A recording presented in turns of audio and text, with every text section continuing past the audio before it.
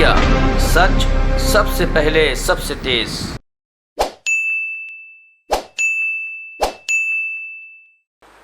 नमस्कार मित्रों, मैं अपनी प्रवक्ता आदरणीय सुप्रिया श्रीनेत और हमारे सहकर्मी संजीव सिंह के साथ आप सभी का इस पत्रकार वार्ता में स्वागत करता हूं। आज विशेष दिन है। आज हमारे प्रधानमंत्री मोदी जी का जन्मदिन है। कांग्रेस पार्टी उन्हें दीर्घायु होने की शुभकामना देती है। वो स्वस्थ हों, संवेदनशील बने, क्योंकि इस देश की जनता, आम जनता जो है, उनकी संवेदनाओं पर पूरी तरह से आश्रित है और उनकी संवेदनाओं को जागृत करने के लिए हमारे अग्रिम संगठन युवा कांग्रेस और महिला कांग्रेस ने कुछ कार्यक्रम भी रखा है, जिसके बारे में आपको जानकारी होगी। मैं आग्रह करूंगा सुप्रिया सिंह जी से कि वो आपको ब्रीफ करें। धन्यवाद। आप सब लोगों को नमस्कार। आज 17 सितंबर हमारे प्रधानमंत्री श्री नरेंद्र मोदी जी का 71वां जन्मदिवस है। इस मंच से हम उनको शुभकामनाएं देते हैं, उनके सकुशल और अच्छे स्वास्थ्य की कामना और उनकी दीर्घायु की कामना करते हैं। भारत के कई महान प्रधानमंत्रियों का जन्मदिवस किसी न किसी दिवस के रूप में मनाया जाता है। बच्चों के बहुत प्रिय चाचा नेहरू का जन्मदिन बाल दिवस के रूप में, अदम्य साहसी इंदिरा जी का जन्मदिन कौमी एकता दिवस के रूप में, राजीव जी का जन्मदिन सद्भावना दिवस के रूप में, स्वर्गीय अटल जी का जन्मदिन सुशासन दिवस के रूप में मनाया जाता रहा है। तो आज जब आंख खुली सवेरे और तमाम अखबारों पर के कवर पेज पर बड़े बड़े विज्ञापन में मोदी जी का हंसता मुस्कुराता चेहरा देखा, तो ये ख्याल आया कि उनका जन्मदिन किस उपलब्धि के रूप में मनाया जाना चाहिए। जब उनकी उपलब्धियों पर लेकिन नजर डालिए पिछले 7 साल से कुछ ऊपर में, तो कुछ नजारे नजर के सामने आते हैं। उसमें से सबसे पहला नजारा सामने आता है भारत के होनहार युवा दर बदर की ठोकरें खाते हुए रोजगार की तलाश में। शोषित किसान जिनका सिर फूटा हुआ है और जिनके सीने पे भगत सिंह लगे हैं, वो नजर आते हैं। बंद उद्योग कारखानों पे ताले लगे हुए नजर आते हैं। ऑक्सीजन के बिना जो तड़प तड़प के लोग बेदम हो गए इस देश में, उनकी असहाय चीखें नजर आती हैं। मंदी के दौरान महंगाई से जूझती हुई जनता नजर आती है। गैस चूल्हा छोड़कर पुनः चूल्हा फूंकती हुई महिलाएं नजर आती हैं। एक बहुत बड़ा बोर्ड नजर आता है इंडिया ऑन सेल का, बड़े बड़े सरकारी उपक्रम और उद्योगों का। भाजपा की फ्रंटल बनी हुई ईडी, सीबीआई, आईटी नजर आती है। और फिर एक चेहरे नजर आते हैं कुछ खास चिर परिचित बड़े बड़े पूंजीपति उद्योगियों के गले लगे हुए प्रधानमंत्री जी से। तो पहले मुद्दे की बात करेंगे, बेरोजगारी दिवस। भारत विश्व का सबसे युवा राष्ट्र है, तो जब अगस्त में 15 लाख नौकरियां, जुलाई में 32 लाख नौकरियां, अप्रैल और मई में 2 करोड़ 27 लाख नौकरियां नष्ट होती हैं, तो सवाल यह उठता है मोदी जी, वो 2 करोड़ सालाना रोजगार कहां है जिस वादे पर आप सरकार में आए थे। सवाल यह भी उठता है कि 61 लाख रिक्त सरकारी पद केंद्र और राज्यों में क्यों खाली पड़े हैं। सवाल यह उठता है कि इन युवाओं के साथ इतनी नाइंसाफी क्यों हो रही है। इनके रोजगार बनाने के बजाय इस देश के युवकों के भविष्य के साथ आप क्यों खिलवाड़ कर रहे हैं। और शायद इसीलिए बिना नमक, बिना फिटकरी, बिना हल्दी लगे आज सबसे बड़ा टॉप ट्रेंड सोशल मीडिया पर और सड़कों पर बेरोजगारी दिवस है। आपका जन्मदिन, भारत के प्रधानमंत्री का जन्मदिन, इस देश का युवा बेरोजगारी दिवस के रूप में मना रहा है। एक और समुदाय है जो इस को किसान विरोधी दिवस के रूप में मना रहा है। क्यों है ऐसा? 9 महीने हो गए किसानों को अपने हक की लड़ाई लड़ते हुए। आंधी, पानी, जाड़ा, गर्मी में बैठे हुए वो किसान, जिनमें से 600 किसानों की शहादत हो गई, आपके मुंह से एक सहानुभूति का शब्द नहीं फूटा, वो अपने हक की लड़ाई लड़ रहा है। आपने उसके सिर फोड़ने के निर्देश दिए, आपने उसको मवाली आतंकी कहा, आपने उसके लिए सड़कें खुदवा दी। वो शांतिपूर्ण ढंग से गांधी जी का अनुयायी बनकर आज भी अपने हक की लड़ाई लड़ रहा है। यह आपका राजहट है जो कि जनवरी के बाद आपकी सरकार ने इन किसानों से एक भी मीटिंग नहीं की है। आप क्यों देश के अन्नदाता को अपने 2-4 पूंजीपति मित्रों का गुलाम बनाने पर तुले हुए हैं? और इसीलिए देश के कोने कोने में आज किसान द्रोही दिवस मनाया जा रहा है, महंगाई दिवस। और यह हम सबको प्रभावित करता है, सारे देश को प्रभावित करता है। वादा तो आपने किया था जीडीपी बढ़ाने का, पर अब समझ में आया और लोगों की आंखें खुल रही हैं कि आशय तो आपका कुछ और था। गैस 900 रुपए पे बिक रही है, रसोई गैस। डीजल 95 रुपए के ऊपर है। पेट्रोल कहीं पर 120 रुपए का मिल रहा है। खाने वाला तेल 200 के पार है। दाल के दामों में आग लगी हुई है। साबुन, शैम्पू, इस तरह के दामों में 40 से 42% की वृद्धि हुई है। मंदी से जूझते हुए लोगों की कमर तोड़ महंगाई को से प्रताड़ित करना, इसीलिए आज देश के हर तरफ महंगाई दिवस मनाया जा रहा है। अगला जो बात है वो आपका तुगलकी फरमान था, नोटबंदी। आपने तुगलकी फरमान निकाल के नोटबंदी करी, फिर बिना सोचे समझे गब्बर सिंह टैक्स लगाया और उसके चलते बड़े बड़े उद्योग और छोटे मझोले लघु उद्योग तो पूरी तरह से चौपट हो गए, कारखानों पर ताले लग गए। निवेश और उपभोग के क्रम को तोड़ने का जो आपने पाप किया है, उसी के चलते आज देश के युवा बेरोजगार है। आज देश की अर्थव्यवस्था पूरी तरह से ठप हो चुकी है। आजाद हिंदुस्तान में पहली बार लगातार 5 सालों से जीडीपी की वृद्धि की दर लगातार गिरती जा रही है। कोरोना के पहले वृद्धि की दर आधी हो चुकी थी पिछले 5 सालों के मुकाबले। और इसीलिए आज उद्योग मंद, व्यापार मंद दिवस बनाना उपयुक्त रहेगा। पूंजीपति पूजन दिवस भी है ये, क्योंकि जब आपका डिमोनेटाइजेशन से मन नहीं भरा तो आपने एक नया शगुफा मोनेटाइजेशन का छोड़ा। आपने तो बड़ी बड़ी जो सेलें लगती हैं उनको भी पछाड़ दिया। आपने इंडिया को ही ऑन सेल लगा दिया। 100 लाख करोड़ से ज्यादा की लागत पर बने उपक्रमों को, सरकारी संपदा को, सरकारी संपत्ति को 6 लाख करोड़ के लिए गिरवी रखना कहां की समझदारी है, यह सिर्फ आप ही समझा सकते हैं। आपने अपने पूंजीपति मित्रों के 11 लाख करोड़ रुपए माफ किए, लेकिन आपने किसानों का कर माफ नहीं किया, आपने शिक्षा ऋण माफ नहीं किए, आपने लघु मध्यम उद्योगों का ऋण माफ नहीं किया। 70 साल की कड़ी मेहनत, दृढ़ निश्चय और जनता से पैसे से बने उपक्रमों को कौड़ियों के दाम बेचना, और वो भी अपने कुछ चंद प्रिय पूंजीपति मित्रों की वजह से, आज पूंजीपति दिवस मनाना भी उपयुक्त रहेगा और मनाया जा रहा है। कोरोना कुप्रबंधन दिवस क्यों 17 सितंबर को यह मनाना जाना चाहिए? मोदी जी, आपकी उदासीनता, आपकी विफलता से देश में त्राहिमाम मचा। इस देश में दवाइयों की किल्लत हुई, इस देश में वैक्सीन की किल्लत हुई। आपने फोटो तो खूब खिंचाई, लेकिन वैक्सीन का ऑर्डर भी आपने लेट दिया और कम वैक्सीन भी दी, और उसी लिए 18 करोड़ 70 लाख लोगों को ही अभी डबल डोज लग पाई है, जो हमारी जनसंख्या का मात्र 13% है। जून में 93 देशों ने हमसे ज्यादा प्रतिशत में अपने जनसंख्या को डबल डोज लगाया था। 93 देश हमसे आगे थे जून में। सितंबर में कल तक 113 देश हमसे आगे हो चुके हैं। हम क्यों पिछड़ रहे हैं? क्योंकि आपको दीदी और दीदी करना था। आपने ना वैक्सीन की सोची, ना ऑक्सीजन की सोची, और लोग तड़प तड़प के मरे।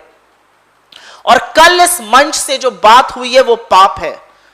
आपने आईसीएमआर के साथ जो आंकड़े थे उसके साथ छेड़खानी हुई, जिससे आपकी इमेज आपकी सुविधा के लिए, इसका जवाब कौन देगा? आप अच्छी तरह से जानते हैं कि 4,43,000 जो आधिकारिक मौतें हैं, उससे कई गुना ज्यादा मौतें हुई हैं। और इसीलिए कोरोना कुप्रबंधन दिवस भी आज लोग मना रहे हैं। और अंत में मोदी जी, जिस लोकतंत्र को सुरक्षित रखने की आपने शपथ ली थी, उसी को आपने तार तार कर दिया। आज एनसीआरबी का जो आंकड़ा 2 दिन पहले आया है वो ये बताता है कि सांप्रदायिक दंगे पिछले साल 96% बढ़े, जातिगत दंगे 50% बढ़े, और ये सब आपकी ध्रुवीकरण और नफरत की राजनीति का परिणाम है। संवैधानिक पदों पर बैठे हुए लोगों की जासूसी कराना, सवाल पूछने पर देशद्रोह के मुकदमे कर देना, विपक्ष और निडर आवाजों को दबाना, धमकाना और अपने फ्रंटल इनकम टैक्स, ईडी और सीबीआई से छापे मरवा के प्रताड़ित करने की वजह से आज ईडी और आईटी रेड दिवस भी है। वैसे तो मोदी जी आपकी फहरिस्त लंबी है, पर पिछले 7 साल की ये 7 उपलब्धियां शायद आपको प्रेरित करें कि अखबारों और टीवी पर सुर्खियां बटोरना एक बात है, सत्ता के नशे में आप ये भूल गए कि चुनी हुई सरकारें कानून, मर्यादा, राजधर्म और लोकहित से चलती हैं। आज आपके 71वें जन्मदिन पर आपकी सकुशलता की प्रार्थना करते हुए मैं ईश्वर से यह भी प्रार्थना करती हूं कि आपको यह ज्ञात कराए कि लोकहित, जनहित, राजधर्म और मर्यादा उतनी ही जरूरी है जितना आपका सुर्खियां बटोरना। धन्यवाद। I will very briefly make a statement in English. It's the Prime Minister's birthday, and from this platform we wish him a happy birthday. We pray for his well-being. But we do believe that this day is being celebrated in many parts of the country as Unemployment Day, as Anti-Farmer Day, as High Prices Day, as Crippled Economy Day, as Winning Over Your Crony Capitalist Friends Day, as ED, IT, CBI Raid Day, and the Corona Mismanagement Day. And data proves how Mr. Modi has failed on all this front. India is the youngest nation in the world. We have the maximum number of unemployed people, and people are unemployed despite your tall promises. Every successive month, jobs are being lost. Where are those 2 crore annual jobs? One would want to ask. Why are 61 lakh government jobs lying vacant? Farmers have been protesting for 9 long months. Where is the solution? High prices in gas, diesel, petrol, edible oil, pulses, daily essential items, which is why people are finding it very tough for ends to meet. Demonetization and GST crippled the economy, shut down MSMEs, shut down middle-sized businesses, and today as a result, the investment and the consumption chain is completely broken. But what you have done successfully is put India on sale for a few friends of yours, and which is why it is important that we are calling it the Punjipati Pujan Divas. During Corona crisis, we had a shortage of vaccines, we've had a shortage of oxygen, essential drugs, and all this because you were too busy electioneering and the red flags were being manipulated to suit you and your image. And of course, the blatant use of ED, IT, CBI as your frontals has broken the very framework of our constitution and has hurt the very foundation of our democracy. And which is why the ED, IT, CBI Raid Divas is perhaps an apt coinage here. We do believe that in the last 7 years, this is largely the last 7 things that we would want to talk about. Is this list exhaustive? No, there are many more issues. But for now, we will stick to these 7, and we hope and pray that God gives you the wisdom to realize that this is what you have led the country to, this is where you have failed, and today as a result, India is paying a heavy price for it. Thank you if you have any questions.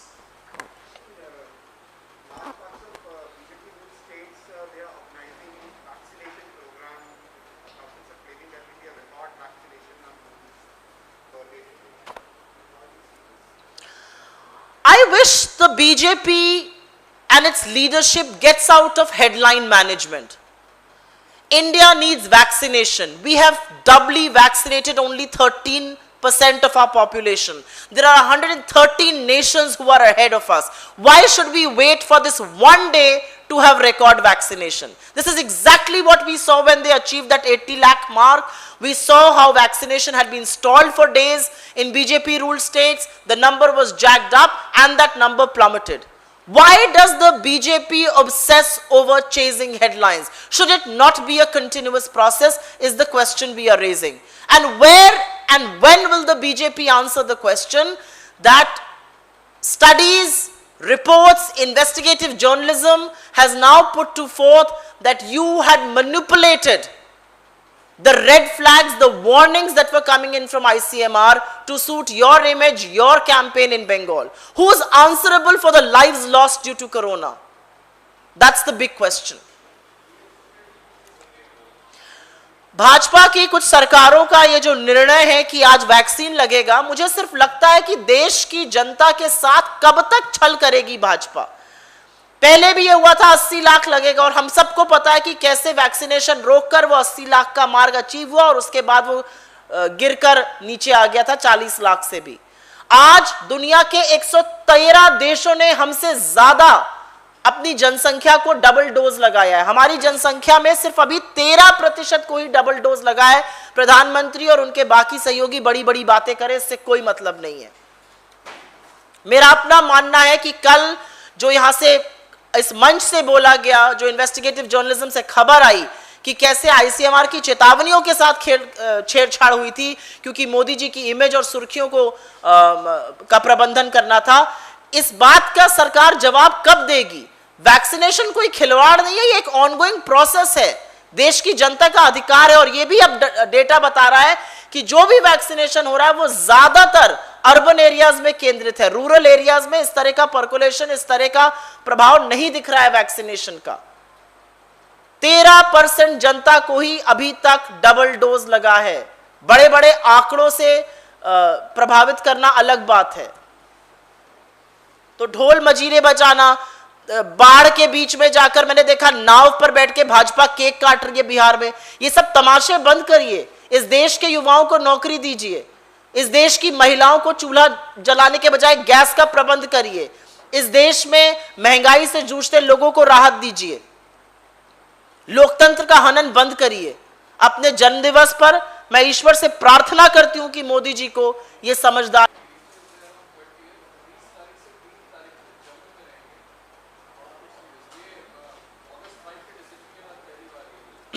India is an independent country, कोई कहीं भी जा सकता है, हम एक स्वतंत्र देश हैं। लेकिन मुझे ऐसा लगता है कि जब वो वहां के दौरे पर जाएं तो वो वहां के आवाम, वहां की जनता के मन की बात सुने और समझें कि कैसे जम्मू कश्मीर को पुनः राज्य का दर्जा मिलना चाहिए। ये इस मंच से कहा गया है, राहुल गांधी जी ने कहा है, ये जम्मू कश्मीर की पूरी पॉलिटिकल लीडरशिप ने कहा है, ये उनके लोगों ने कहा है। जिस तरह से उनकी अस्मिता के साथ खिलवाड़ किया गया, उनको एक हर तरह का कम्युनिकेशन ब्रेकडाउन कर दिया गया और जिस तरह से जम्मू कश्मीर का राज्य का दर्जा चला गया, मुझे ऐसा लगता है कि अगर आरएसएस के प्रमुख वहां जा रहे हैं तो वो लोगों की बात सुनेंगे, वो लोगों की बात समझेंगे। और जम्मू कश्मीर के लोगों की समस्या भी वही समस्या है जो देश के लोगों की है। उनकी अस्मिता के साथ खिलवाड़ हुआ, उनको राज्य का दर्जा मिलना चाहिए। लेकिन वहां पर भी जो कुप्रबंधन है, वहां पर भी जो महंगाई है, वहां पर भी जो बेरोजगारी है, वहां पर भी जो जिस तरह से पूंजीपतियों का आह्वान किया गया, वो देखे ना जाकर कि क्या हुआ 5 अगस्त के बाद। मैं जम्मू कश्मीर से जुड़ा हुआ सवाल है। पीडीपी चीफ महबूबा मुफ्ती ने कहा कि जम्मू कश्मीर में पहले मिलिटेंट आते थे, महिलाओं के शॉल उतारते थे, लोगों को टोपियों के आधार पर पहचानते थे और फिर आर्मी वाले ऐसा करते थे। तो आर्मी पे सवाल उठाया है और ये भी कहा है कि पहले तो लोगों की पहचान हो जाती थी मिलिटेंट के तौर पर, अब जो लोग आते हैं आर्मी पे ही शामिल। मुझे लगता है भारत के वीर सैनिक खड़े होकर हमारे बॉर्डर्स की सुरक्षा करते हैं। आज हम और आप खुले रूप से बात कर सकते हैं, वो उन सैनिकों की सर्वोच्च बलिदान के कारण है। और मुझे लगता है भारत की सेना पर इस तरह की टिप्पणी करना अमर्यादित है और गलत है। मैं आपके वक्तव्य पर इसका रिएक्शन दे रही हूं। मुझे नहीं पता उन्होंने ये पूरी बात क्या कही है, लेकिन भारत की सेना पर सवाल उठाना निंदनीय है, गलत है। तो मैंने आपको उसका रिएक्शन दे दिया। भारतीय सेना पर सवाल उठाने का किसी को कोई हक नहीं है। धन्यवाद।